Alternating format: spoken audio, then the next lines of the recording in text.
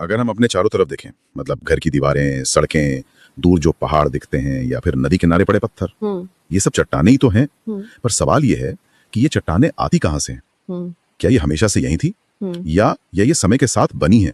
जानेंगे कि ये बनती कैसे हैं और इनके 3 मुख्य प्रकार कौन से हैं। ठीक है, तो चलिए शुरू करते हैं।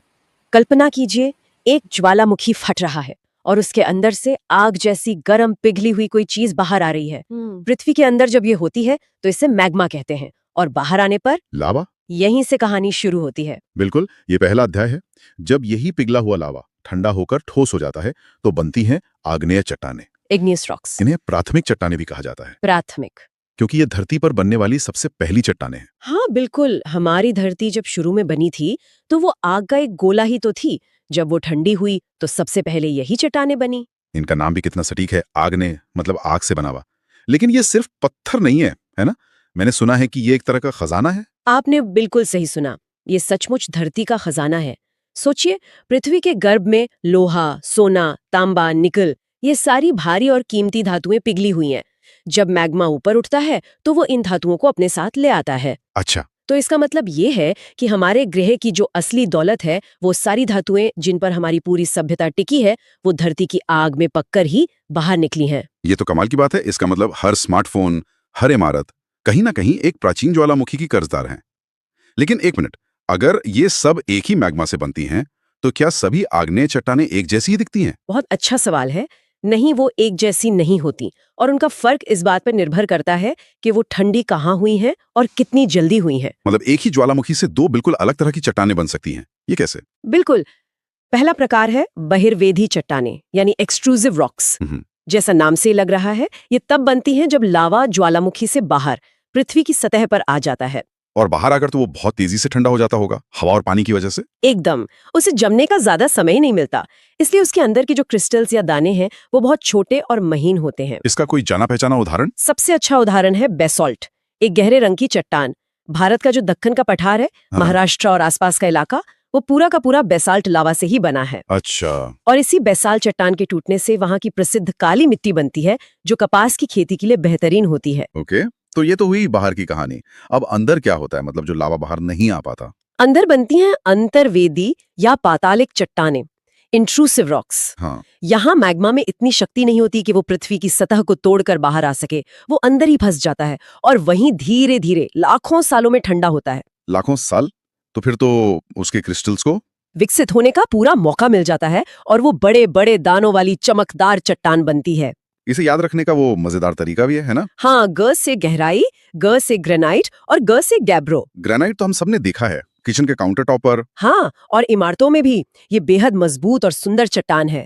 दक्षिण भारत के कई प्राचीन मंदिर तो ग्रेनाइट के एक ही विशाल टुकड़े को तराशकर बनाए गए हैं। तो लावा या तो सतह पर जमता है या बहुत गहराई में, क्या बीच में कुछ नहीं होता? होता है, एकदम सही सोचा आपने। कभी कभी मैग्मा ऊपर तो आता है, पर सतह तक पहुंचने से पहले ही कहीं दरारों में फंसकर जम जाता है। अच्छा। उन्हें मध्यवर्ती चट्टानें कहते हैं। ये डाइक या सील जैसी आकृतियां बनाती हैं। ठीक है, हमारे स्रोतों में सिलिका के आधार पर भी एक वर्गीकरण का जिक्र था, उसका क्या मतलब है? वो उनकी केमिकल बनावट है। बेसिकली जिन चट्टानों में सिलिका की मात्रा मतलब 65% से ज्यादा होती है, उन्हें हम अम्लीय या एसिडिक रॉक्स कहते हैं। जैसे ग्रेनाइट? बिल्कुल, ये हल्के रंग की और बहुत कठोर होती हैं। और जिनमें सिलिका 45% से कम होता है, उन्हें क्षारीय यानी अल्कलाइन रॉक्स कहते हैं। ये गहरे रंग के होते होंगे? हाँ, जैसे बेसाल्ट, और इनमें लोहा, सोना, तांबा जैसी धातुएं ज्यादा मिलती हैं। ये चट्टानें तो मतलब बहुत ही ज्यादा मजबूत लगती हैं। यकीन नहीं होता कि प्रकृति में ऐसी कोई शक्ति है जो ग्रेनाइट जैसी चीज को तोड़ सके। होता है, लेकिन इसमें लाखों साल लगते हैं। समय और प्रकृति की ताकतें सबसे मजबूत चीज को भी तोड़ सकती हैं। और यहीं से हमारी कहानी चट्टानों के दूसरे प्रकार की ओर मुड़ती है। अच्छा, और इसको समझने के लिए वो मसाला पीसने वाला उदाहरण था, है ना? सबसे पहला कदम क्या होता है?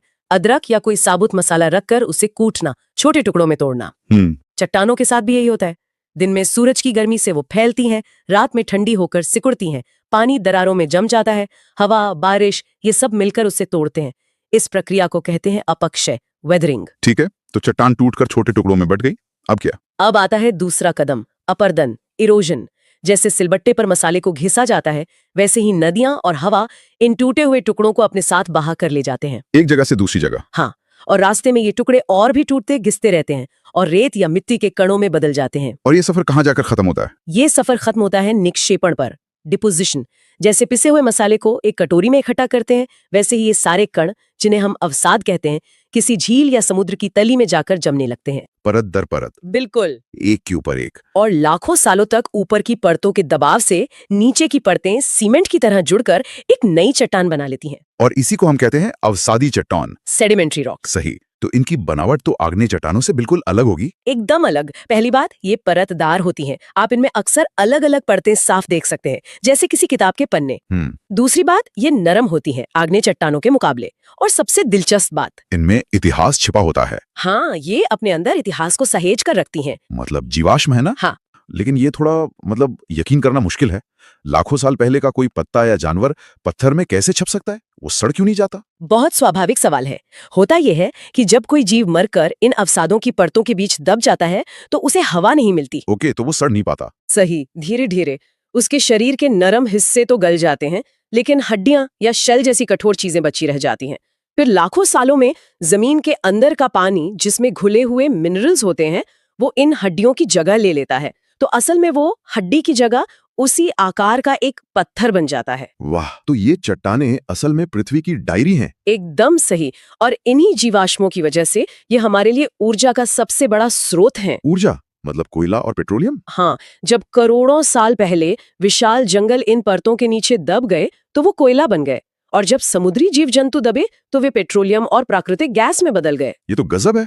और कहते हैं कि धरती की सतह का लगभग 70 से 75% हिस्सा इन्हीं चट्टानों से ढका हुआ है। हाँ, और दुनिया के सबसे ऊंचे पहाड़ हिमालय, वो भी इन्हीं अवसादी चट्टानों से बने हैं। दिल्ली का लाल किला और आगरा का किला भी तो बलुआ पत्थर से बना है। बिल्कुल। और सीमेंट बनाने वाला चूना पत्थर भी एक अवसादी चट्टान ही है। आपने कोयले का जिक्र किया। मुझे हमेशा से ये बात बहुत फैसिनेट करती है कि कोयला, जो एक साधारण सा पत्थर है, वो हीरे में बदल सकता है। क्या ये सच है? ये बिल्कुल सच है। और यहीं से हमारी कहानी तीसरे और आखिरी प्रकार की चट्टानों तक पहुंचती है। यहाँ पर चट्टानें अपना रूप बदल लेती हैं, मतलब उनकी पूरी काया ही पलट जाती है। काया पलट, मेटामॉर्फोसिस, जैसे तितली का बनना। बिल्कुल वही कॉन्सेप्ट है। जब किसी आग्नेय या अवसादी चट्टान पर पृथ्वी के अंदर बहुत ज्यादा ताप और दबाव पड़ता है। कितना ज्यादा? इतना कि वो लगभग पिघलने वाली हो पर पिघले नहीं, तो उसके अंदर के मिनरल्स खुद को फिर से व्यवस्थित कर लेते हैं। उनकी पूरी बनावट बदल जाती है और वो एक पूरी तरह से नई, ज्यादा मजबूत चट्टान बन जाती है। इसी को रूपांतरित या कायांतरित चट्टान कहते हैं। और इनकी सबसे बड़ी खासियत यही है कि ये तीनों प्रकार की चट्टानों में सबसे ज्यादा कठोर और मजबूत होती हैं। हाँ, क्योंकि इन्होंने बहुत ज्यादा तापमान और दबाव झेला होता है। वो तकलीफ इनको और मजबूत बना देती है, और शायद इसी वजह से इनमें जीवाश्म भी नहीं पाए जाते होंगे। बिल्कुल। इतनी ज्यादा गर्मी और दबाव में कोई भी जैविक अवशेष पूरी तरह नष्ट हो जाता है। तो चलिए कुछ उदाहरण देखते हैं। ताजमहल जिससे बना है संगमरमर, बिल्कुल, वो भी इसी प्रक्रिया का नतीजा है। सही कहा। चूना पत्थर, जो एक नर्म अवसादी चट्टान है, जब उस पर अत्यधिक ताप और दाब पड़ता है तो वो संगमरमर में बदल जाता है और कहीं ज्यादा कठोर और सुंदर हो जाता है। हाँ, और बलुआ पत्थर, वो बदलकर क्वार्ट्जाइट बन जाता है, जो दुनिया की सबसे कठोर चट्टानों में से एक है। और ग्रेनाइट का क्या होता है? वो तो पहले से बहुत मजबूत है। वो भी बदलता है। ग्रेनाइट बदलकर नीस बन जाता है, जिसमें आपको सुंदर रंगीन धारियां दिखाई देती हैं। और वो कोयले वाली बात? हाँ, कोयला, जो कार्बन का ही एक रूप है, जब उस पर पृथ्वी के अंदर बेहिसाब दबाव और गर्मी पड़ती है तो वो प्रकृति के सबसे कठोर पदार्थ हीरे में बदल जाता है। ये तो सच में एक जादुई काया पलट है। क्या एक रूपांतरित चट्टान दोबारा रूपांतरित हो सकती है? हाँ, हो सकती है। जैसे स्लेट, जिससे छतों की टाइलें बनती हैं, वो खुद एक रूपांतरित चट्टान है। लेकिन अगर उस पर और दबाव पड़े तो वो शिस्ट नाम की एक और ज्यादा क्रिस्टलीय चट्टान में बदल जाती है। तो हमने देखा कि कैसे चट्टानें एक जगह स्थिर नहीं है, वे लगातार एक रूप से दूसरे रूप में बदलती रहती हैं। बिल्कुल, ये एक कभी न खत्म होने वाला चक्र है, जिसे रॉक साइकिल कहते हैं। तो अगर आज की पूरी चर्चा का सार हम कुछ शब्दों में बांधें, तो पहली है आग्नेय चट्टानें, जो आग से जन्मी है, धरती की प्राथमिक चट्टानें और हमारे लिए कीमती धातुओं का स्रोत है। फिर हैं अवसादी चट्टानें, जिनके परतों में पृथ्वी का लाखों साल का इतिहास, जीवाश्म और हमारे ईंधन का भंडार छिपा है। और आखिर में रूपांतरित चट्टानें, जिन्होंने अत्यधिक दबाव और ताप सहकर अपनी काया बदली और जो सबसे मजबूत और मूल्यवान बन गईं। चट्टानों की ये कहानी सिर्फ भूगोल तक ही सीमित नहीं है, ये हमें जीवन के बारे में भी बहुत कुछ सिखाती है ना? ये एक बहुत गहरा विचार है जो इस पूरी प्रक्रिया का सार है। बिल्कुल। जैसे एक साधारण सा कोयला या चूना पत्थर वो इतना ताप और दाब सहकर एक कीमती हीरे या खूबसूरत संगमरमर में बदल जाता है, वैसे ही जीवन की चुनौतियां इंसान को तराश कर उसे ज्यादा मजबूत और मूल्यवान बनाती हैं। तो अगली बार जब कोई पत्थर देखें तो शायद उसकी लाखों साल की यात्रा और उसकी कहानी के बारे में जरूर सोचें।